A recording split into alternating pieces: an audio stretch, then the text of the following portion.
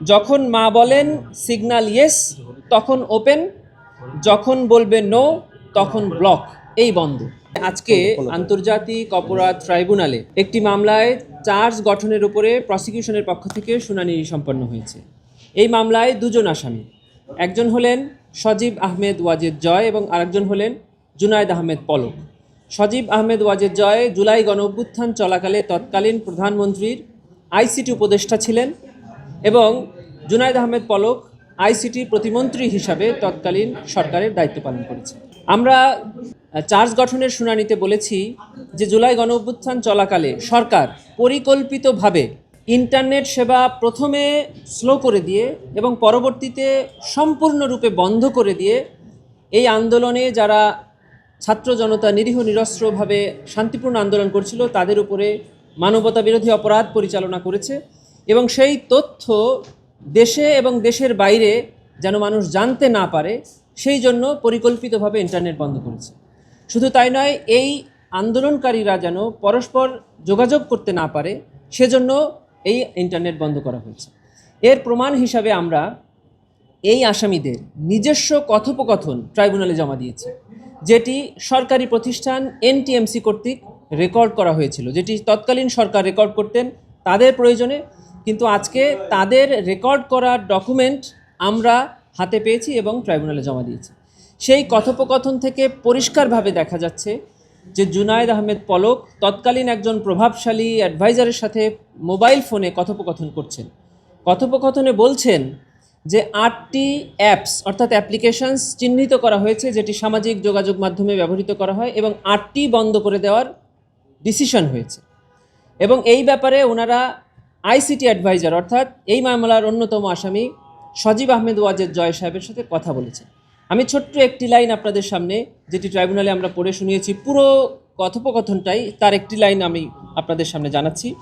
এখানে অ্যাডভাইজারের উল্লেখ করে অর্থাৎ জনাব সজীব আহমেদ ওয়াজেদ জয়ের উল্লেখ করে উনি বলছেন, জয় সাহেব বলেছেন, এখন উনি বলেছেন তুমি রেডি থাকো তোমার পসিবল সব কিছু সক্ষমতা নিয়ে, যখন মা বলেন সিগন্যাল ইয়েস তখন ওপেন, যখন বলবে নো তখন ব্লক, এই বন্ধ। কোকো ও শিয়া বাটারের ইউনিক কম্বিনেশনে তৈরি Natura expert care body lotion স্কিনের ড্যামেজ হিল করে, ত্বক রাখে সফট ও ময়েশ্চারাইজ। লুকিয়ে আর কতদিন, বাই বাই ড্যামেজ স্কিন। এরকম অসংখ্য কথোপকথন থেকে দেখা যায় যে তৎকালীন সরকারের এই দুজন দায়িত্বশীল ব্যক্তি যারা এই মামলার আসামি, তারা পরিকল্পিতভাবে এই গণঅভ্যুত্থানে নিরীহ নিরস্ত্র ছাত্র জনতার উপরে নির্যাতন এবং নিপীড়ন চালানোর উদ্দেশ্যে ইন্টারনেট পরিষেবা বন্ধ করেছিলেন। শুধু তাই নয়, তারা তৎকালীন সরকারকে ক্ষমতায় টিকিয়ে রাখার জন্য শেষ পর্যন্ত 5ই আগস্ট পর্যন্ত এই ইন্টারনেট বন্ধ রেখেছিলেন। এই ইন্টারনেট বন্ধ রাখার জন্য সরকারি চিঠি, নথি উপাত্ত আমরা সবই ট্রাইব্যুনালে জমা দিয়েছি। আজকে প্রসিকিউশনের পক্ষ থেকে চার্জ হিয়ারিং সমাপ্ত হয়েছে। আগামী 15ই জানুয়ারি অর্থাৎ বৃহস্পতিবার আসামি পক্ষের ডিসচার্জ হিয়ারিং হবে, তারপরে অভিযোগ গঠন হবে কিনা সেই সিদ্ধান্ত ট্রাইব্যুনাল নেবে। প্রথম দিকে ইন্টারনেট স্লো করে দেওয়া হয়, তারপরে সম্পূর্ণ বন্ধ করা হয়। এরপরে আমরা এই মামলার আসামি জুনায়েদ আহমেদ পলক সাহেবকে দেখেছি, অসংখ্য তার স্টেটমেন্ট আমরা জমা দিয়েছি। উনি একবার বলেছেন ইন্টারনেট বন্ধ হয়নি, ইন্টারনেট বন্ধ হয়ে গেছে।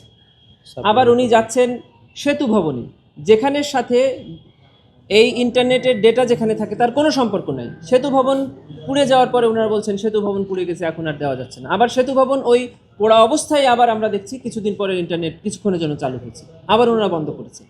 এই কথোপকথন থেকেই দেখা যায় যে ওনারা পরিকল্পিতভাবে বন্ধ করেছিলেন।